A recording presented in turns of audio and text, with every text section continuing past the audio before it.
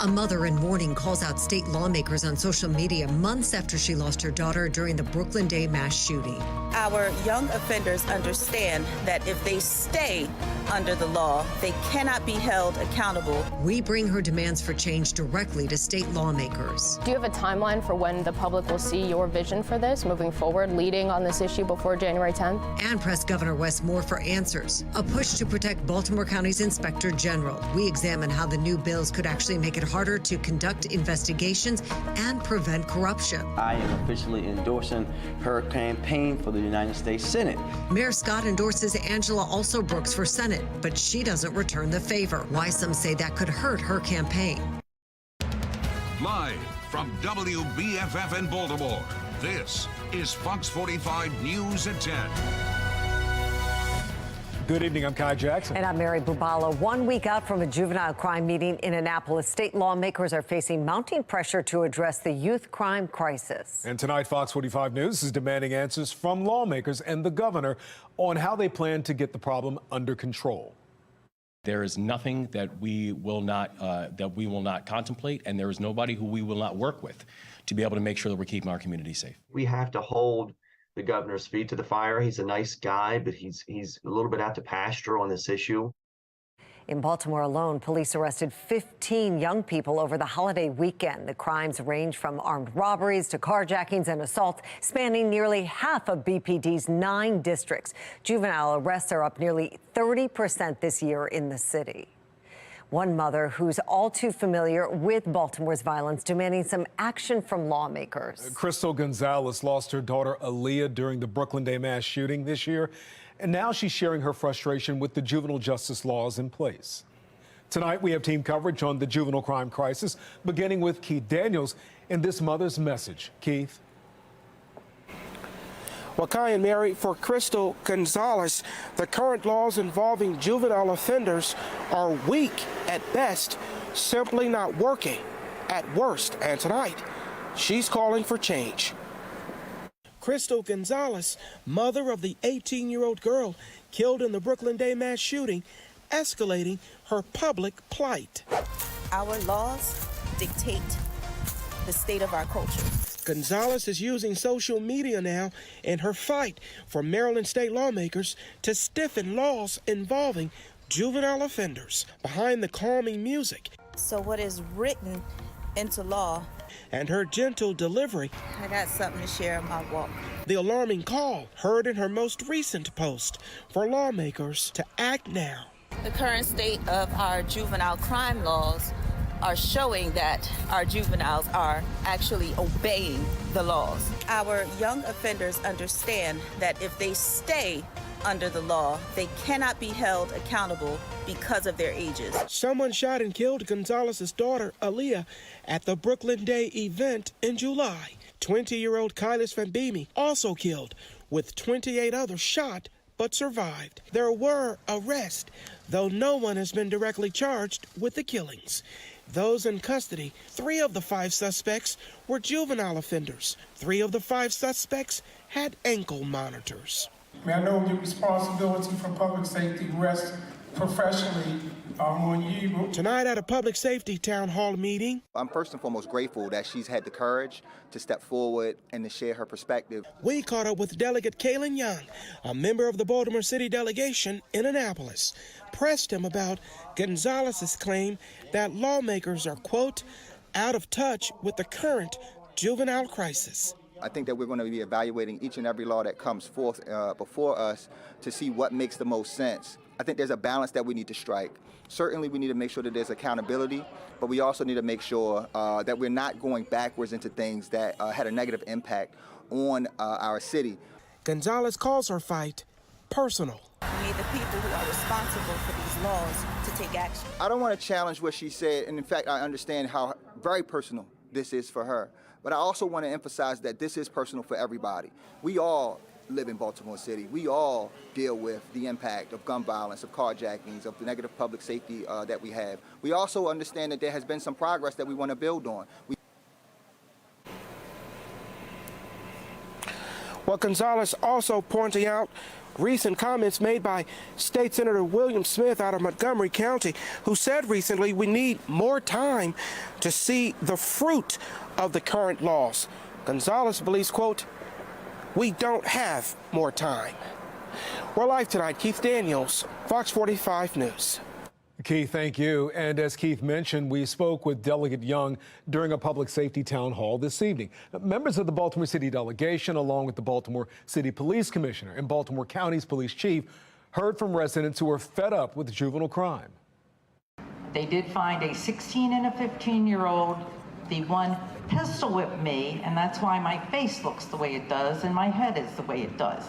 Something needs to be done. If we can't hold the parents responsible, then the system needs to hold the juveniles responsible. I don't want to hear apologies. I want to hear what we're going to be doing for the kids. And the reason that I say that, I've worked with troubled kids for a really long time. I've never in my life seen what I'm seeing now. There's a child 2 doors down who is well known for carjacking. And it's a catch and release program, catch and release. And I understand the policy behind it. I understand the reasoning behind it. She is in the custody of her grandmother. Her grandmother works 2 jobs to support the family. She's not able to supervise her. So during the catch and release there are cars being stolen. There are people getting beat up. Powerful words from that gentleman. The lawmakers responding to those people with sympathy, but not necessarily outlining specifically how they plan to handle the juvenile crime crisis when the session starts in January. The delegates in attendance spent most of their time listening rather than speaking. Baltimore County State's Attorney Scott Schellenberger made his stance on the issue clear. Folks in Annapolis for the last couple of years have been trying to change the laws to not let the police in my office charge 15 and 16-year-olds as adults if they have a bad background. And I'd like to reinforce the fact that I'm going to continue to fight that because I believe when a 16-year-old hits somebody with a gun, they need to be treated like an adult. I want to know, what are you guys going to do, Commissioner Rowland? What are you going to do when you arrest these perps? What happens in the system, and it depends on the age of the individual. If they're under the age of 18, we arrest them, they're taken to juvenile booking, and what happens there is the Department of Juvenile Services looks at the arrest and looks at their record and decides if they're going to detain them or release them to their parents. At a separate hearing tonight, another group of Baltimore City delegation members heard from city leaders and the public about what they want to see happen in the next legislative session. Mayor Scott did mention getting juvenile crime under control as a priority, but he didn't give many specifics. Working with our partners in the state to build and fix systems around juvenile justice, understanding as always that you cannot treat a 12-year-old the same way you treat a 30-year-old person. That's just not the way their brain works. But we have to build systems and make sure that there's accountability. Well, that is in contrast with Baltimore City State's Attorney Ivan Bates, who called out Maryland's juvenile crime laws by name, listing out exactly what he wants to see changed. When a juvenile is charged with an illegal handgun or a juvenile is charged with offense involving an automobile, I would like to now tweak the law just a little bit from having that case go straight to DJS because they're misdemeanors, but in fact, maybe having that matter go before a judicial magistrate. Right now, the Juvenile Interrogation Act, the officer would call a public defender hotline. That public defender would not be there, would basically state yes or no as to whether or not you could talk to the child. I think that's patently unfair. So what I would ask is that we have changed the law and amended to not have a hotline, but to have a lawyer sitting right next to that child. Well, earlier this month, state Republicans unveiled a 5-part proposal to address crime, including the Juvenile Justice Restoration Act. One idea is to allow parents to substitute for an attorney if their child faces questions from police. It would also force anyone under 13 charged with a gun crime or any child arrested for the same nonviolent crime 3 times to automatically go into DJS supervision. But the plan doesn't address problems that we've seen with some detention once a child leaves DJS. Fox 45 pressed lawmakers on that, leaving one delegate without an answer. Not in this particular proposal, no. So just so I'm clear, you're referring more children to DJS, but not providing funding or programming to help DJS supervise them? Those kids need more than what the child in need of assistance or child in need of supervision system can provide them. And so I think resources have been cut. That's a budgetary issue. As you know, we'll see what Governor Moore's budget says. Republicans say they're optimistic about the crime bills, but in order for them to pass, they would need to win Democratic support.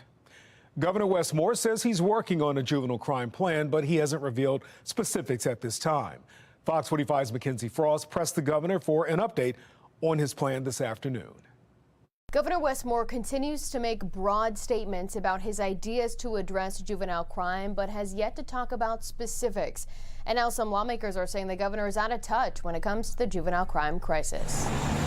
In 6 weeks, Annapolis will be swarmed with lawmakers as the 90-day legislative session gets underway. But right now, the work is slow. Thank you all for joining us today. Governor Wes Moore facing questions about dozens of kids getting arrested over the weekend. Eastern and Patterson, possible armed robbery. On November 26th, Baltimore police say 7 juveniles were arrested for auto theft. For people who violate the law, regardless of age, there needs to be accountability measures. The governor echoing what he said in the past, but not saying yes or no when asked if he will declare a public emergency due to juvenile crime, like Mayor Muriel Bowser did in Washington, D.C. I think people understand how seriously we take this, and I think people understand that there is nothing that we will not contemplate, and there is nobody who we will not work with to be able to make sure that we're keeping our community safe. But right now, it's unclear how he wants to get it done.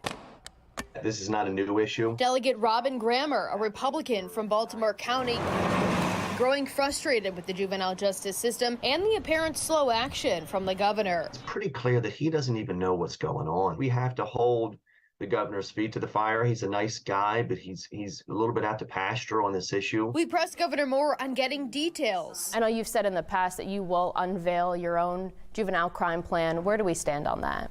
Well, I think what people know is that we've been working with individuals all across the aisle to be able to address this problem. We're very clear on the challenges that DJS has had and that have been long-standing. We're clear that when we came into office, we walked into a DJS that was understaffed and underfunded. And it's the reason why I appointed a true reformer. But do you have a timeline for when the public will see your vision for this moving forward, leading on this issue before January 10th?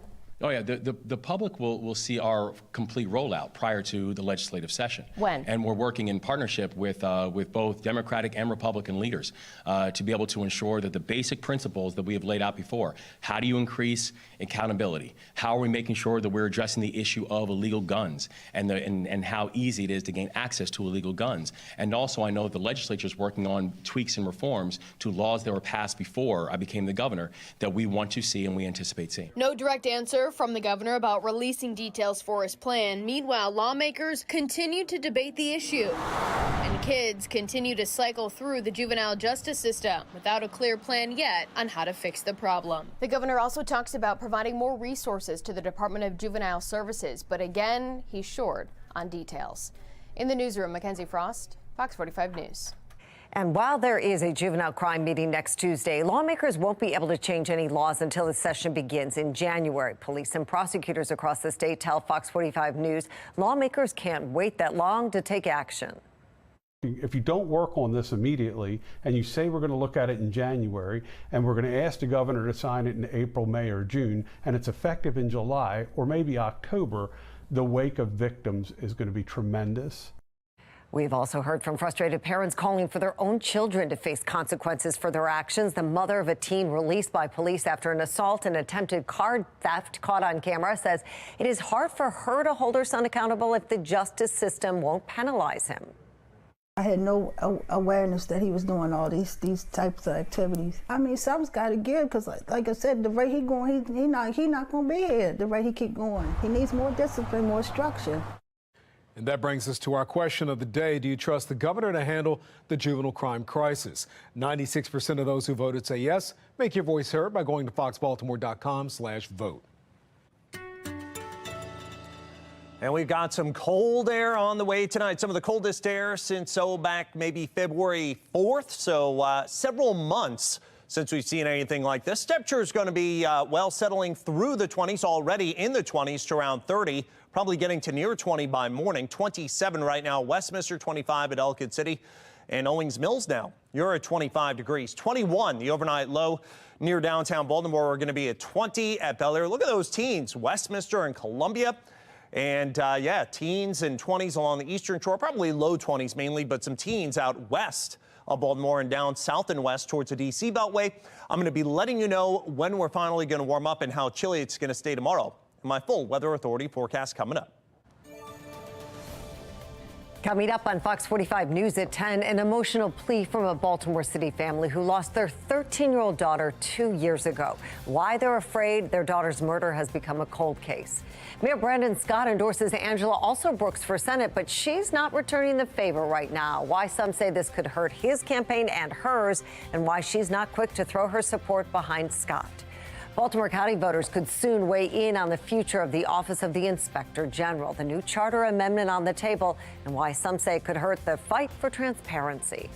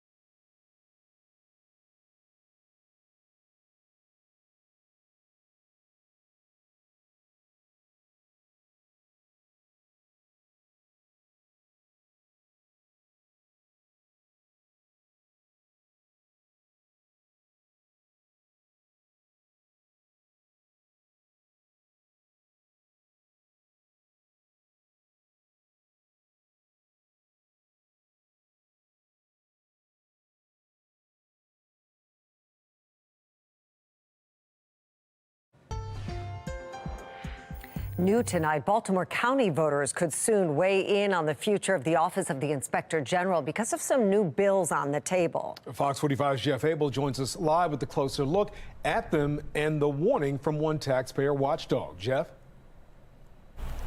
Well, without access to government records, the job of an inspector general can be increasingly difficult. And initially in Baltimore County, there were concerns that county leaders may not be ready to open the books.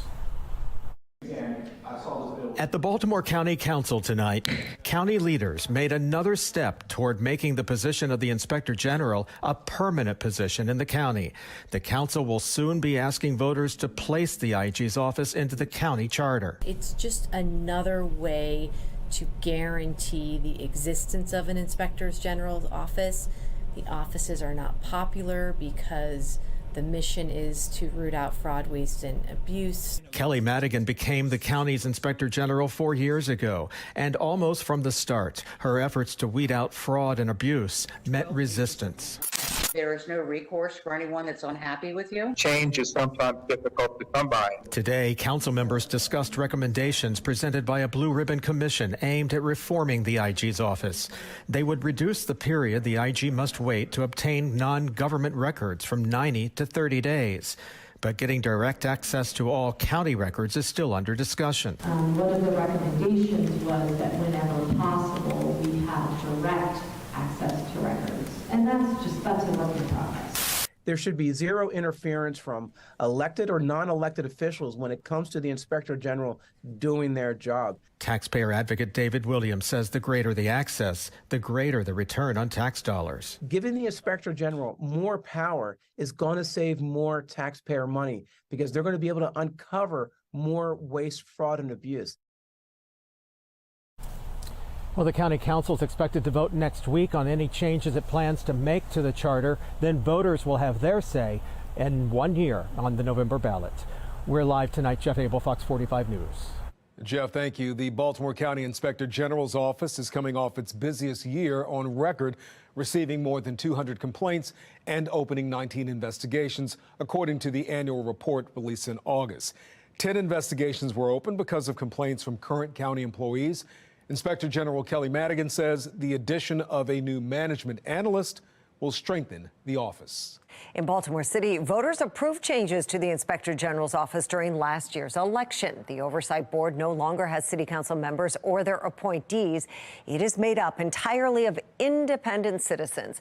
Now, this change is designed to prevent a conflict of interest if the IG's office investigates a council member. Inspector General Isabel Cummings says she is pleased with how the board has worked together so far. When I first started, we had 70 hotline complaints. This year we had over 1,000. Wow. And I remember promising the citizens that I wanted to double it and double it again. Well, we're 10 times now, and it's because of the citizens, and we are so grateful. Well, this year's annual report showed the Inspector General's office issued 16 reports identifying $7 million in waste. Hostages released by Hamas are now being reunited with their families. The heartbreaking account of how one father says his young daughter was left unable to speak. And still ahead, Mayor Brandon Scott endorses Angela Also Brooks for U.S. Senate, but she doesn't give an endorsement back. How it could hurt both their campaigns. And if you're planning out how to dress for tomorrow, it is all out winter apparel, especially in the morning. Maybe some of the coldest air that we've seen around here since way back in February. So get out the scarf and mittens, heavy coat and sweater. Going to be the way to go. Could be, again, the coldest we've seen since February. The forecasted high tomorrow, 40, is a full 13 degrees lower than the average high temperature. I'm going to let you know when we could be nearing that 53 and maybe getting above it. That's in my Weather Authority forecast. Yeah, Jonathan, in my car, gloves check, extra sweater for warmth check again. This is a live look over Towson, Baltimore County. Looks nice out there, but it's cold. Bundle up if you head outside.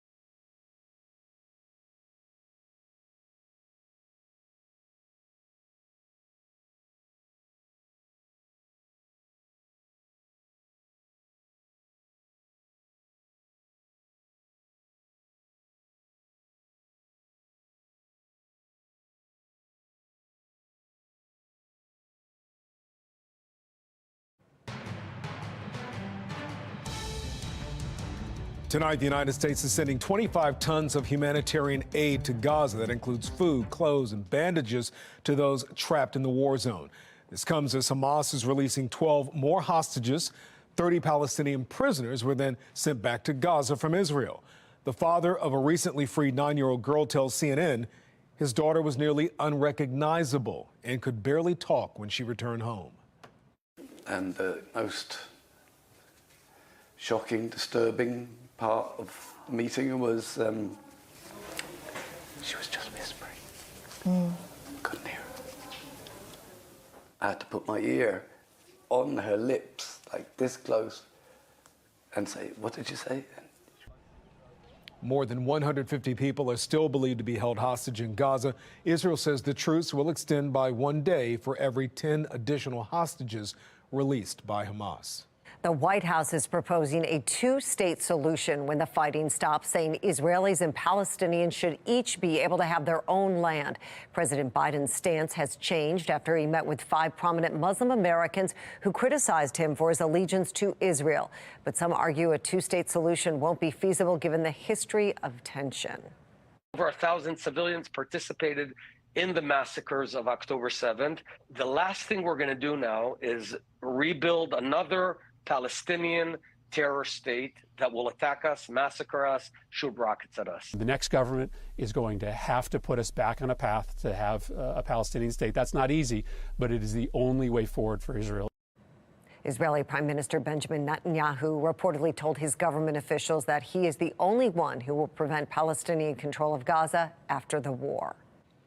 The Department of State is investigating an attack on the water system in a suburb of Pittsburgh in which the words "Down with Israel" were displayed on the monitor when the system rebooted. A group calling itself Cyber Avengers took responsibility for the attack and several similar attacks across the world. The group has ties to Iran and has claimed to be anti-Israel on social media. My family is hurting, and we crying out for help. A family calling on the mayor's office and police department for answers years after their 13-year-old daughter was killed. Why they're afraid her case has gone cold. The funeral services for First Lady Rosalynn Carter have begun. The emotional words from former President Jimmy Carter.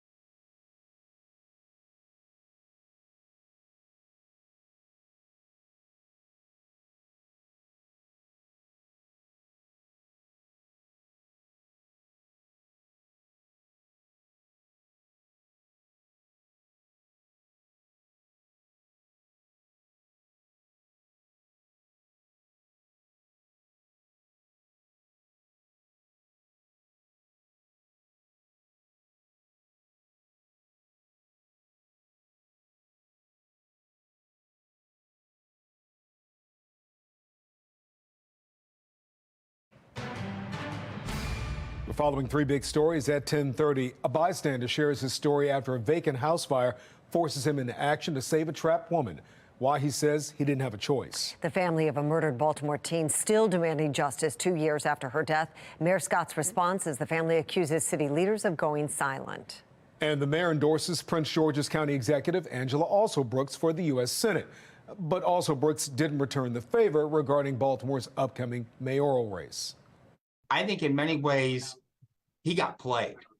He should not have done an endorsement unless he was getting some reciprocity. Also, Brooks was eager to accept the mayor's endorsement, but had little to say when asked if she'd be endorsing him in return. Fox 45's Rebecca Pryor has the fallout from today's event. I am officially endorsing her campaign for the United States Senate. Today, Mayor Brandon Scott throwing his full support behind Prince George's County Executive Angela Alsobrooks. We all know that Baltimore City will play a pivotal role in selecting our next United States Senator. This is Scott's own support from Baltimore voters is on the decline, according to the latest Goucher poll. That poll surveying more than 700 city residents, finding 56% of voters disapprove of the job Brandon Scott is doing as mayor. That's an uptick from a similar June 2022 poll, which found 47% of voters disapproved of his leadership. The most recent poll also showing challenger former Mayor Sheila Dixon holding a 12-point lead over Scott. Considering those numbers, is there any concern that this endorsement could potentially hurt your campaign here in Baltimore? I'd like the endorsement of everyone, and look forward also to having the endorsement of Sheila Dixon. However, that endorsement has yet to be announced. Today, Fox 45 sending Dixon questions asking, do you also plan on supporting Alsobrooks' run for Senate? Dixon's campaign not responding. I think in the end, this thing could backfire. Pointing to the mayor's poor polling. I think when you have, for any candidate, over 50% disapproval, and Biden and Trump are in this camp, it's never a good look. Political analyst John Deedy says today's announcement could sway Dixon to back Alsobrooks' challenger, Representative David Trone. She's looking for that united front in PG County and Baltimore City.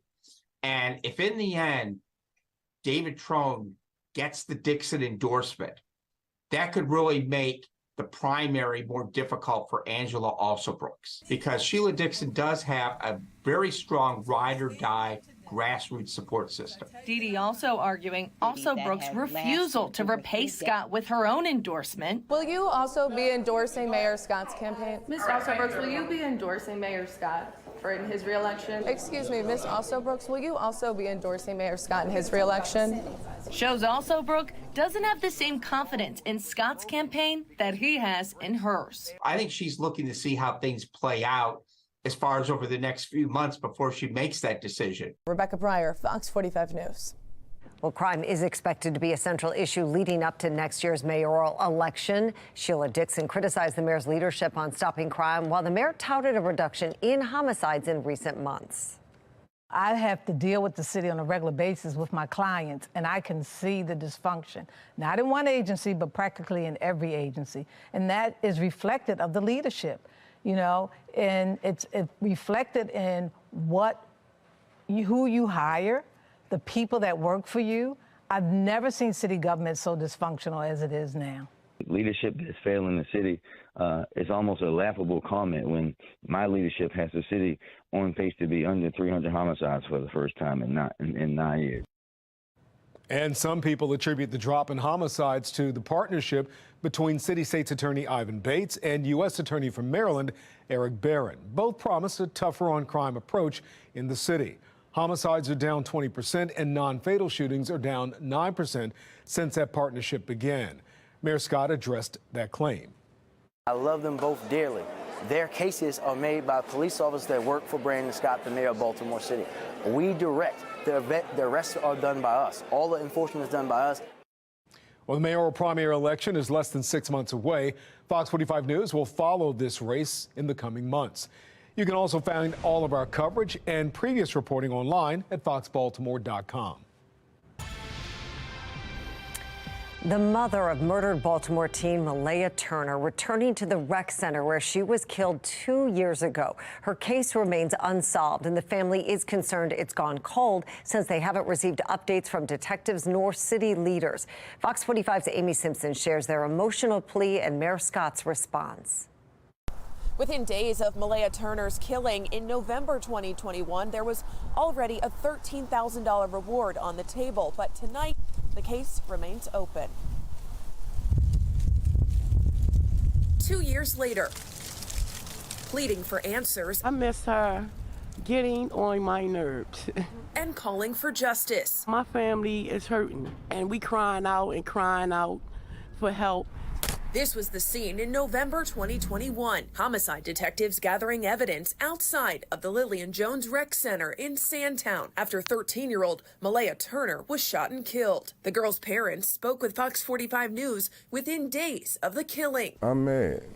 I'm upset. I don't know what she was feeling. You know what I'm saying? She probably was scared. You know, all that stuff running through my mind.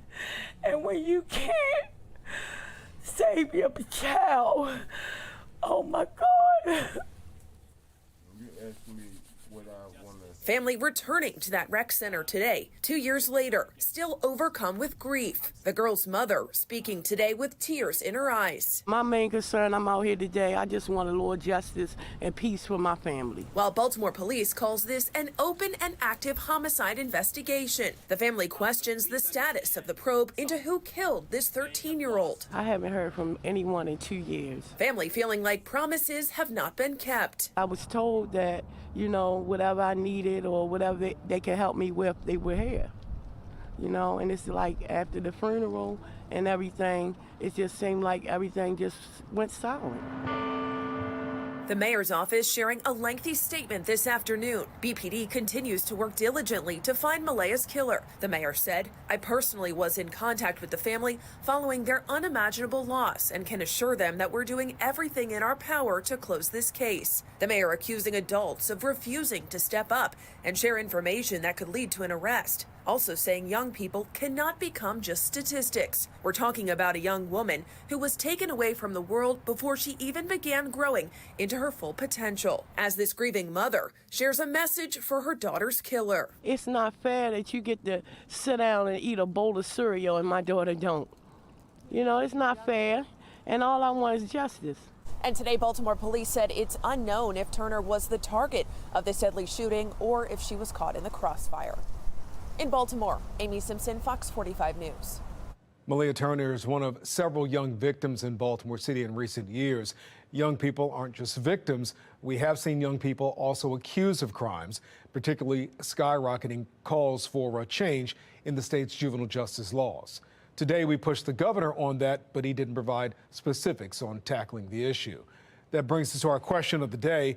Do you trust the governor to handle the juvenile crime crisis?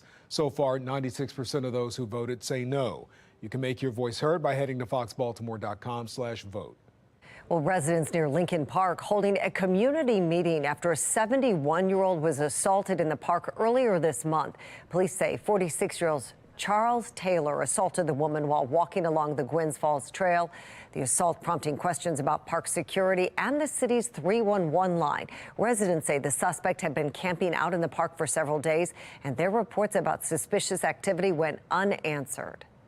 As neighbors, I'm in Garwin Oaks, Windsor Hills, we're on this. We just are trying to figure out, okay, well, what's the best route to go in terms of reporting this? Do we report this to BPD, even though obviously you caught the suspect? So is it an issue for you guys? Is it an issue for 311? Is it an issue for BCRP? My patrol units drive through the park. They drive through the park on the roads, and they are looking for anything that is suspicious and or anything that needs to be entered into the 311. Police say those patrols have been more frequent since the attack. Police are also monitoring illegal dumping in the area after several complaints in recent weeks. A bystander turns hero when a deadly morning fire breaks out at a vacant home in Druid Heights. That fire sent black smoke billowing into the sky. Davon Taylor was working in an alley cleaning up trash when he saw that smoke. He says he looked down